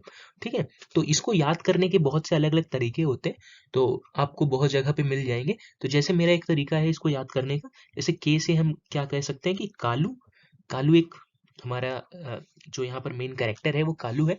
कालू नाम का माली, एमजी से माली, आलू, आलू जरा, जेडन से जरा, फीके से पकाता है। ठीक है, तो कालू नाम का माली आलू जरा फीके से पकाता है, एच तक हम लोग यहाँ पर इस तरीके से कर सकते हैं। फिर उसके बाद नेक्स्ट जो है वो ये है कि सीयू, सीयू मतलब मान लीजिए कुत्ता, कुत्ता आग से आलू खाकर आऊ आऊ चिल्लाता था, तो उसका मालिक जो है उसको आके पीटता था, जो उसके पीटी मतलब पीटता था। तो ये एक कहानी टाइप का बन गया कि कालू नाम का मालिक आलू जरा फीके से पकाता है, कुत्ता आग से आलू खाकर, जो आग से आलू खाकर आऊ आऊ चिल्लाता था, तो उसका मालिक उसको आके पीटता था। तो उसी वजह से यहाँ पर क्या लिखा है, पीटी। तो इस तरीके से हम याद कर सकते हैं, या फिर इसके और भी कई तरीके हैं जो आप देख पाएंगे या कहीं पर आपको मिल जाएंगे। तो चलिए आगे देखते हैं नेक्स्ट पे। तो चलिए हम लोग देखते हैं कि ये डबल डिस्प्लेसमेंट रिएक्शंस क्या होती हैं। तो ये reactions in which ions are exchange between two reactants, दो रिएक्टेंट्स के बीच में आयंस का एक्सचेंज होता है। ठीक है, यहाँ पर डबल डिस्प्लेसमेंट, जैसे वहां सिंगल डिस्प्लेसमेंट एक एलिमेंट डिस्प्लेस हो रहा था अपनी पोजीशन से, यहाँ क्या हो रहा है, दो जो सब्सटेंस या दो एलिमेंट्स जो हैं वो अपनी पोजीशन से डिस्प्लेस होंगे, इसीलिए इसको बोला जा रहा है डबल डिस्प्लेसमेंट रिएक्शन। तो reaction in which ions are exchange between two reactants, दो रिएक्टेंट्स के बीच में आयंस का लेन देन मतलब अदला बदली होगा, to form a new substance या to form a new compound. ठीक, तो एक नए कंपाउंड को बनाने के लिए दो आयंस के बीच में एलिमेंट्स का अदली चेंज होगा, मतलब रिएक्टेंट्स में दो रिएक्टेंट्स के बीच में उनके एलिमेंट्स का अदला बदली करना होगा, तो उससे एक जो हमारे नए प्रोडक्ट बनेंगे उसको हम डबल डिस्प्लेसमेंट रिएक्शन बोलते हैं। अच्छा, एक बहुत ही अच्छी बात यह है कि डबल डिस्प्लेसमेंट रिएक्शंस जो है वो एक्वस सॉल्यूशन में होते हैं। दोनों जो हमें कंपाउंड रखे होंगे वो कहाँ होने चाहिए, हमारे एक्वस सॉल्यूशन में होने चाहिए। और एक चीज बहुत जरूरी यहाँ पर यह है कि यहाँ पर कोई भी हमें रिएक्टिविटी सीरीज देखने की जरूरत नहीं पड़ती है। तो डबल डिस्प्लेसमेंट रिएक्शन में रिएक्टिविटी सीरीज की जरूरत नहीं है, लेकिन हाँ सिंगल डिस्प्लेसमेंट रिएक्शन में आपको रिएक्टिविटी सीरीज को जरूर ध्यान में रखना होगा रिएक्शंस को परफॉर्म करते समय। तो यहाँ जो डबल डिस्प्लेसमेंट रिएक्शंस है, इसमें क्या हो रहा है, एक्सचेंज हो रहे हैं आयंस। तो हो क्या रहा होगा, अगर हम ध्यान से देखें कुछ, तो यहाँ जो हमारा ये वाला पहला कंपाउंड है ये बदल रहा होगा प्लस चार्ज में, और बी माइनस में टूट रहा होगा, और सी यहाँ पर क्या हो रहा होगा, सी प्लस में, और डी माइनस में टूट रहा होगा। तो सबसे पहले बी और सी जो है वो आपस में रिएक्ट कर ले रहे हैं। तो रिएक्ट करने के बाद क्या बन जा रहे हैं, एक कंपाउंड बन जा रहा है जिसको हम बोल रहे हैं, या एक प्रोडक्ट हमारा बन जा रहा है सीबी। ये प्लस एक्सचेंज हो गया, मतलब इसका आयन, इसका एनायन इसके पास चला गया, इस कैटायन के पास, और इसका कैटायन जो है वो इस एनायन को ले लेगा। मतलब दोनों के जो हमारे वो थे वो सब्सटेंस, या एक का आयन दूसरे का कैटायन और दूसरे का आयन पहले वाले का, इसी तरीके से कुछ यहाँ पर चेंजेस हो गए, आयंस के एक्सचेंज हुआ आयंस का, तो इसीलिए इसको हम डबल डिस्प्लेसमेंट रिएक्शन बोल रहे हैं। और ये बहुत जरूरी है कि डबल डिस्प्लेसमेंट रिएक्शन कहाँ परफॉर्म होना चाहिए, एक्वस सॉल्यूशन में। और डबल नोट के लिए हम अगर ध्यान दें तो डबल डिस्प्लेसमेंट में हमें कोई भी रिएक्टिविटी सीरीज को देखने की जरूरत नहीं है। तो चलिए आगे देखते हैं इसके कुछ एग्जांपल डबल डिस्प्लेसमेंट रिएक्शन के, और कुछ types of double displacement reactions देखते हैं। तो यहाँ पर जैसे आप डबल डिस्प्लेसमेंट रिएक्शन देख रहे हैं, तो यहाँ पर दिख रहा है कि BaCl2 हमारे पास है। सबसे पहले BaCl2 का हम रिएक्शन करा रहे हैं Na2SO4 के साथ। तो जैसे रिएक्शन हो रहा है तो ये कहाँ पर होगा, सबसे पहली बात कि ये रिएक्शन होने के लिए सबसे जरूरी चीज क्या है कि इनका एक्वस में होना जरूरी है, कि मतलब सब यहाँ पर हमें सॉल्यूशन मिलना चाहिए। किसका सॉल्यूशन, BaCl2 का सॉल्यूशन होना चाहिए वाटर के साथ, और Na2SO4 का सॉल्यूशन होना चाहिए।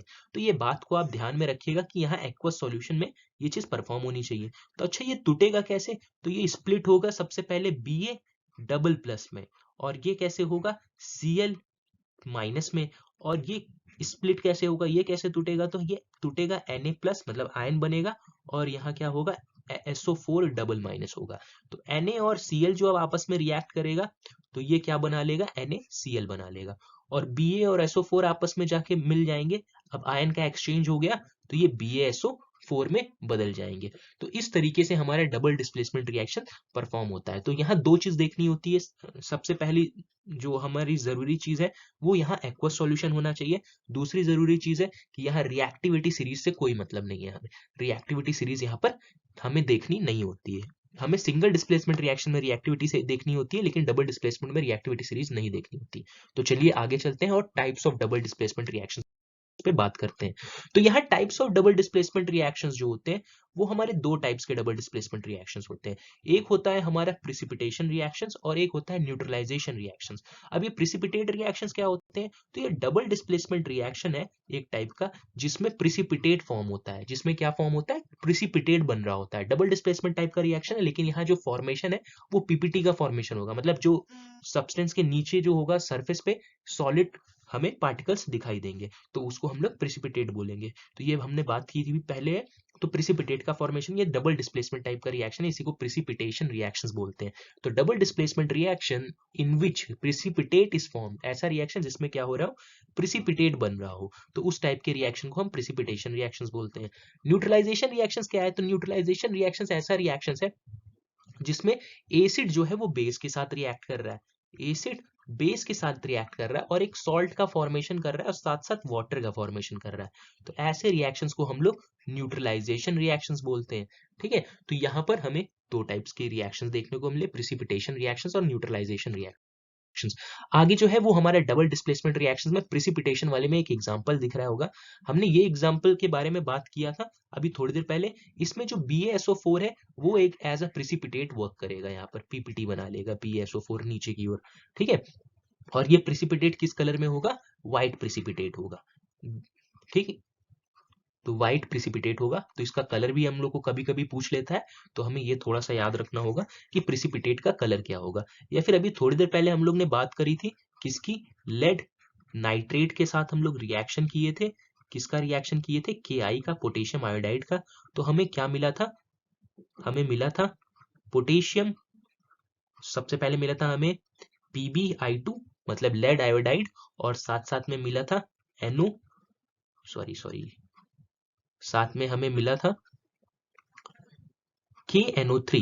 तो KNO3 और PbI2। तो PbI2 जो था वो हमारा येलो प्रिसिपिटेट बना रहा था। ये स्टार्टिंग में जब हम चैप्टर के बारे में बात कर रहे थे प्रिसिपिटेट में, तो वहां पर हमने इसके बारे में बात की थी। तो ये एक हमारा जरूरी रिएक्शन था वहां पर। दोनों के दोनों किसमें हमें मिले थे? ये एक्वस सॉल्यूशन में थे। फिर से वही बात, हमें ये जरूर से ध्यान रखना है कि ये दोनों कैसे होने चाहिए? एक्वस सॉल्यूशंस में। एक रिएक्शन हमें यहाँ भी दी है, ये भी प्रिसिपिटेट बनाएगा कि जब हम AgNO3 का रिएक्शन NaCl के साथ कराएंगे तब भी हमें क्या मिलेगा? AgCl। AgCl क्या होगा? ये हमारा प्रिसिपिटेट की तरह वहां पर वर्क करेगा। तो चलिए आगे देखते हैं कुछ और के बारे में। तो यहाँ पर जैसे हमारा फिर से वही जो हमारा न्यूट्रलाइजेशन टाइप का जो रिएक्शंस है, तो न्यूट्रलाइजेशन टाइप में रिएक्शंस में अभी हम लोग ये पहचानना सीखेंगे कि कौन बेस है इसमें और कौन एसिड है, क्योंकि हमारा नेक्स्ट चैप्टर जो है वो एसिड बेस एंड सॉल्ट है। तो ये जो है हमारा बेस है और ये जो है वो हमारा एसिड है। तो कभी एसिड और बेस आपस में रिएक्ट करता है तो हमें क्या मिलता है? सॉल्ट बना हुआ मिलता है और साथ साथ वाटर मिलता है। तो ये कुछ ऐसा है यहाँ पर आपको देख रहे हैं। तो ये हमारा क्या कहलाता है? ये डबल डिस्प्लेसमेंट रिएक्शन का न्यूट्रलाइजेशन टाइप ऑफ रिएक्शन है। ठीक है, तो डबल डिस्प्लेसमेंट में हमने कितने टाइप के रिएक्शंस पढ़े? दो रिएक्शंस पढ़े, एक हमारा प्रिसिपिटेशन रिएक्शंस और दूसरा हमारा न्यूट्रलाइजेशन रिएक्शंस। तो चलिए अगले रिएक्शंस के बारे में बात करते हैं। तो अगले टाइप का जो रिएक्शंस है हमारा वो है हमारा रेडॉक्स रिएक्शन या फिर ऑक्सीडेशन एंड रिडक्शन रिएक्शंस। अब ये ऑक्सीडेशन एंड रिडक्शन रिएक्शन क्या होता है? इसी को हम लोग कई बार रेडॉक्स रिएक्शंस भी लिखते हैं। रेड ऑक्स, रेडॉक्स मतलब होता है रेड, मतलब होता है रिडक्शन से है, ये रिडक्शन का शब्द लिया गया है, रिडक्शन। और ऑक्स से मतलब है कि ये ऑक्सीडेशन से शब्द है। ठीक है, तो ये कहीं कहीं पर आपको रेडॉक्स रिएक्शंस भी दिख जाएगा। ठीक, तो इसका मतलब ही यहाँ पर है कि ये रिडक्शन है ऑक्सीडेशन के लिए बोल रहा है। तो सबसे पहले थोड़ी सी बात करते हैं हम लोग कि ये रिडक्शन और ऑक्सीडेशन होते क्या है। तो सबसे पहले ऑक्सीडेशन के बारे में बात कर लेते हैं। तो ऑक्सीडेशन क्या है? द एडिशन ऑफ ऑक्सीजन और नॉन मेटेलिक एलिमेंट। ठीक, किसी नॉन मेटल का कहीं पर एडिशन हो रहा हो या फिर कहीं पर ऑक्सीजन का एडिशन हो रहा हो। तो कहीं एडिशन हो रहा है ऑक्सीजन का या फिर कहीं हो रहा है नॉन मेटल का एडिशन, तो उसको हम लोग कहते हैं ऑक्सीडेशन। या फिर क्या हो रहा हो, इन दोनों में से कोई भी एक परफॉर्म हो, एडिशन हो रहा है, या तो एडिशन हो रहा हो, किसका एडिशन हो रहा हो, ऑक्सीजन का, या किसी नॉन मेटेलिक एलिमेंट का एडिशन हो रहा हो, या फिर रिमूवल हो रहा हो हाइड्रोजन का, या फिर किसी मेटेलिक एलिमेंट का हो रहा हो, ठीक, या तो किसी मेटेलिक का रिमूवल हो रहा हो, या तो हाइड्रोजन का रिमूवल हो रहा हो, तो उसको हम लोग कहते हैं ऑक्सीडेशन। तो ऑक्सीडेशन और रिडक्शन शायद आपको समझ में, सॉरी, ऑक्सीडेशन आपको समझ में आया होगा, एडिशन ऑफ ऑक्सीजन और रिमूवल ऑफ हाइड्रोजन, एक ये हो गया टर्म। एक हो गया addition of non metallic substance और addition removal of metallic substance, ये हमारा कहलाता है ऑक्सीडेशन। फिर से एक बार, एडिशन ऑफ ऑक्सीजन और नॉन मेटेलिक सब्सटेंस, कोई एडिशन हो रहा हो या तो ऑक्सीजन का या नॉन मेटेलिक सब्सटेंस का, तो उसको हम लोग क्या बोलते हैं कि वो ऑक्सीडेशन है। या फिर रिमूवल हो रहा हो हाइड्रोजन का या फिर किसी मेटेलिक एलिमेंट का, तो उसको भी हम लोग ऑक्सीडेशन बोलते हैं। अब ये रिडक्शन के ऊपर आते हैं, तो रिडक्शन क्या है, तो रिडक्शन क्या है, एडिशन ऑफ हाइड्रोजन, हाइड्रोजन कहीं पर ऐड हो रहा हो, या फिर कोई मेटेलिक सब्सटेंस ऐड हो रहा हो, ठीक है, हाइड्रोजन का इस बार या तो एडिशन हो रहा हो या फिर किसी मेटेलिक एलिमेंट का ऐड हो रहा हो, या फिर क्या हो सकता है, रिमूवल हो रहा है ऑक्सीजन का या फिर नॉन मेटेलिक सब्सटेंस का, तो उसको हम लोग क्या बोलते हैं, रिडक्शन बोलते हैं। तो रिडक्शन क्या है, तो reduction element from non metallic element from a compound is called reduction. ठीक, एक बार हम लोग इसको फिर से पढ़ते हैं, क्या है, एडिशन ऑफ हाइड्रोजन और अ मेटेलिक एलिमेंट, किसी मेटेलिक एलिमेंट का या हाइड्रोजन का एडिशन हो रहा हो या रिमूवल हो रहा हो ऑक्सीजन का या नॉन मेटेलिक एलिमेंट का किसी कंपाउंड के अंदर से, तो वही हमारा क्या कहलाता है, रिडक्शन कहलाता है। तो रिडक्शन और ऑक्सीडेशन शायद थोड़ा थोड़ा आपको समझ में आया होगा। तो आगे हम लोग बात करते हैं इसके बारे में, कि ये इसके एग्जाम्पल्स के बारे में, और इसको देखते हैं कि क्या होता है।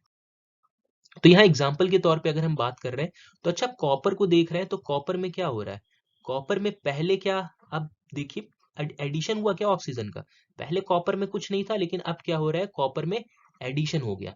तो अगर कॉपर में एडिशन हुआ तो कॉपर का क्या हो गया भाई, तो कॉपर का हुआ ऑक्सीडेशन, क्योंकि हमने पिछले स्लाइड में देखा कि एडिशन ऑफ ऑक्सीजन क्या कहलाता है, ऑक्सीडेशन, तो कॉपर का तो ऑक्सीडेशन हो गया। लेकिन एक चीज और हमने देखी कि एडिशन ऑफ मेटेलिक सब्सटेंस, अगर मेटेलिक सब्सटेंस का एडिशन कहीं पर हो रहा है, तो क्या कहलाता है, वो रिडक्शन कहलाता है। तो अगर हम ऑक्सीजन की बात करें, तो ऑक्सीजन में देखिए, तो ऑक्सीजन में क्या हुआ होगा, ऑक्सीजन में एक मेटेलिक सब्सटेंस ऐड हो गया, पहले ऑक्सीजन में कोई मेटेलिक सब्सटेंस नहीं था रिएक्टेंट साइड में, लेकिन प्रोडक्ट साइड में देख रहे हैं, तो प्रोडक्ट साइड में देखिए, तो एक मेटेलिक सब्सटेंस ऐड हो गया ऑक्सीजन के साथ। तो जो मेटेलिक सब्सटेंस ऐड हुआ ऑक्सीजन के साथ, तो कभी भी एडिशन ऑफ मेटेलिक सब्सटेंस होता है तो वो क्या कहलाता है, हमारा रिडक्शन कहलाता है। तो ऑक्सीजन का क्या हुआ, ऑक्सीजन का रिडक्शन हुआ है, और कॉपर का क्या हुआ है, तो कॉपर का हुआ है ऑक्सीडेशन। तो कॉपर का ऑक्सीडेशन हुआ और ऑक्सीजन का रिडक्शन हुआ। अगर हम दूसरे केस की बात करें, तो दूसरे केस में आप लोग देख रहे होंगे कि कॉपर के साथ पहले ऑक्सीजन था, फिर ऑक्सीजन रिमूव हो गया कॉपर में। अगर रिमूवल ऑफ ऑक्सीजन होता है तो उसको हम लोग क्या बोलते हैं, उसको बोलते हैं रिडक्शन। और कहीं पर एडिशन होता है ऑक्सीजन का, तो हम उसको क्या बोलते हैं, ऑक्सीडेशन। तो देखिए यहाँ पर हाइड्रोजन के साथ ऑक्सीजन ऐड हो गया, तो इसको हम लोग क्या बोल रहे हैं, ऑक्सीडेशन। ठीक है, तो हम लोग दोनों तरीके से कर सकते हैं। ऑक्सीडेशन और रिडक्शन की बात करें, तो यहाँ पर दो कॉन्सेप्ट आ रहे हैं निकल के, फिर से हम लोग एक बार देख लेते हैं। ऑक्सीडेशन तब कहलाता है जब ऐड हो रहा हो, कौन ऐड हो रहा हो, या तो ऑक्सीजन हमारा ऐड हो रहा हो, ठीक है, ऑक्सीजन, या फिर कौन ऐड हो रहा हो, या फिर कोई नॉन मेटेलिक सब्सटेंस ऐड हो रहा हो, ठीक है, नॉन मेटेलिक सब्सटेंस ऐड हो रहा हो। तो इन दोनों में से कोई ऐड हो रहा है तो वो हमारा क्या कहलाता है, ऑक्सीडेशन कहलाता है। अगर रिमूवल की बात करूं, तो रिमूवल में क्या हो रहा था, तो रिमूवल में या तो हाइड्रोजन रिमूव हो, या फिर क्या हो, कोई मेटेलिक सब्सटेंस रिमूव हो, तो उसको हम लोग क्या बोलते थे, रिमूवल को भी हम लोग क्या बोलते थे, ऑक्सीडेशन ही बोलते थे। तो ऑक्सीडेशन में दो चीज थी, एक एडिशन वाली और एक रिमूवल वाली। ठीक, रिडक्शन में इसका जस्ट उल्टा हो जा रहा था। तो रिडक्शन में क्या हो रहा था, या तो एडिशन हो रहा हो किसका, हाइड्रोजन का, और और किसी मेटेलिक सब्सटेंस का एडिशन हो रहा हो, या फिर रिमूवल हो रहा हो ऑक्सीजन का, या फिर किसी नॉन मेटेलिक सब्सटेंस का। तो अगर कभी ऐसा हो रहा है तो वही हमारा ऑक्सीडेशन और रिडक्शन कहलाता था। तो हम लोग ने इसके बारे में बात कर लिया, ऑक्सीडेशन रिडक्शन के बारे में थोड़ा सा। तो शायद आपको कुछ कुछ इसके बारे में समझ में आया होगा कि ऑक्सीडेशन क्या है और रिडक्शन क्या है। तो चलिए अगली स्लाइड पे चलते हैं। उससे पहले हम लोग एक बार फिर से जल्दी से इसको देख लेते हैं, कि फिर से एक बार देख लेते हैं, तो ताकि थोड़ी सी क्लियरिटी और हमारे दिमाग में आ जाए कि कैसे हो रहा है। ठीक, तो फिर से यहाँ पर अगर आप देख रहे हैं कॉपर, तो कॉपर के साथ पहले ऑक्सीजन नहीं था, लेकिन बाद में ऑक्सीजन आ गया, तो कॉपर का क्या हुआ है, ऑक्सीडेशन। ठीक है, अगर हम ऑक्सीजन की बात करें तो ऑक्सीजन के पास पहले कोई मेटल नहीं था, लेकिन बाद में मेटल आ गया ऑक्सीजन के पास, तो इसका ऑक्सीजन का क्या हुआ है, हमारा रिडक्शन। ऑक्सीजन रिड्यूस्ड हो गया और कॉपर ऑक्सीडाइज हो गया। चलिए आगे बात करते हैं इसके केस में। तो देखिए यहाँ से ऑक्सीजन रिमूव हो गया, पहले ऑक्सीजन था बाद में ऑक्सीजन नहीं है। तो अगर कभी रिमूवल होता है ऑक्सीजन का तो उसको क्या कहते हैं हम लोग, उसको कहते हैं रिडक्शन। तो ऑक्सीजन रिमूव हो गया तो रिडक्शन हुआ। लेकिन अगर मैं हाइड्रोजन के केस की बात करूं तो हाइड्रोजन में पहले ऑक्सीजन था क्या, नहीं था, लेकिन बाद में ऑक्सीजन है क्या, हाँ है। तो इसको हम लोग क्या बोलेंगे, ऑक्सीडेशन।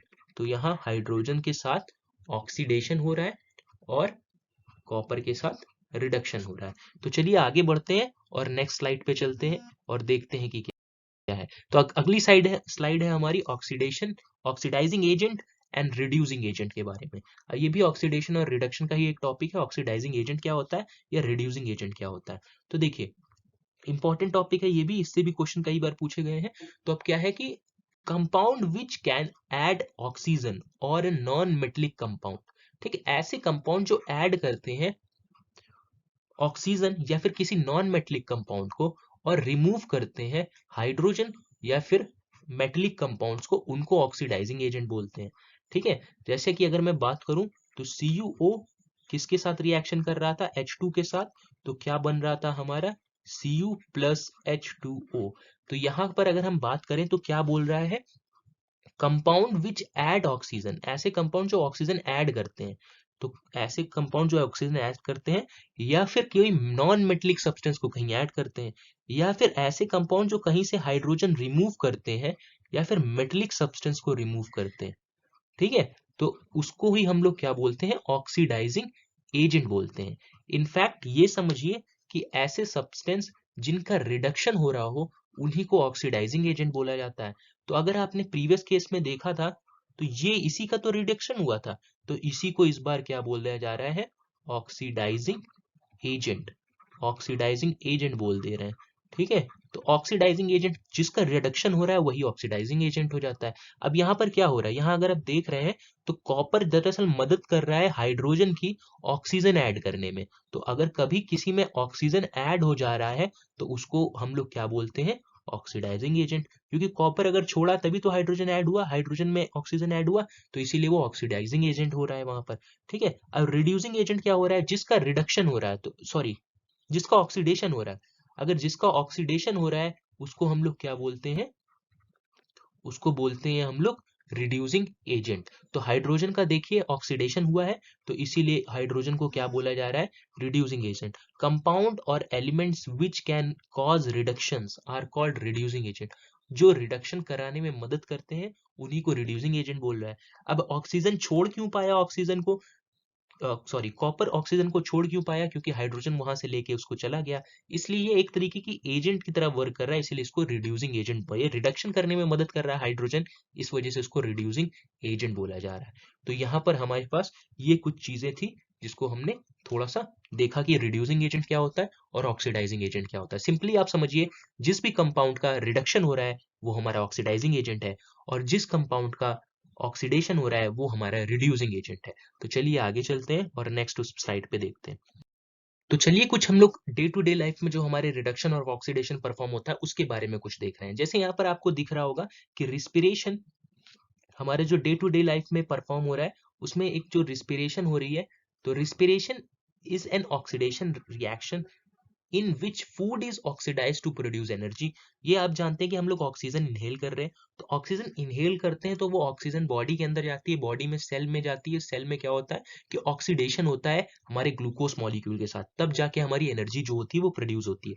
तो यहाँ पर एक ऑक्सीडेशन और रिडक्शन की प्रोसेस हमारी बॉडी के अंदर चल रही है। सेम चीज क्या हो रहा है आयरन में, अगर हम देख रहे हैं तो iron get oxidise to form a reduce, मतलब आयरन ऑक्सीडाइज्ड हो जाता है और उसके बाद वो क्या बन जाता है, रस्ट में कन्वर्ट हो जाता है। ठीक है, तो आयरन के ऑक्सीडाइज्ड होने से वो रस्ट बन जाता है, विच लीड्स टू कोरोजन, जिसकी वजह से क्या होता है, कोरोजन यहाँ पर हो रहा है लॉन्ग रन में, मतलब बहुत समय लेता है, ऐसा नहीं कि आज ही रस्टिंग होना स्टार्ट हो गई, बहुत धीमे बहुत स्लो प्रोसेस है या स्लो रिएक्शन है ये रस्टिंग की। We are able to utilise various types of fuel. इसके बाद हम लोग डे टू डे लाइफ में बहुत से फ्यूल का इस्तेमाल करते हैं, लाइक पेट्रोल, डीजल, कैरोसिन, ये सब का। तो वहां पर भी जो वो रिएक्शन हो रहा है वो एक टाइप का ऑक्सीडेशन और रिडक्शन टाइप का रिएक्शन है। जैसे यहाँ पर रिडक्शन परफॉर्म हो रही है जब हम किसी फ्यूल को बर्न कर रहे हैं, और ऑक्सीडेशन की हेल्प से क्या हो रहा है, बहुत ढेर सारी एनर्जी इवॉल्व हो रही है, निकल रही है, रिलीज हो रही है हीट के फॉर्म में और किसी और फॉर्म में।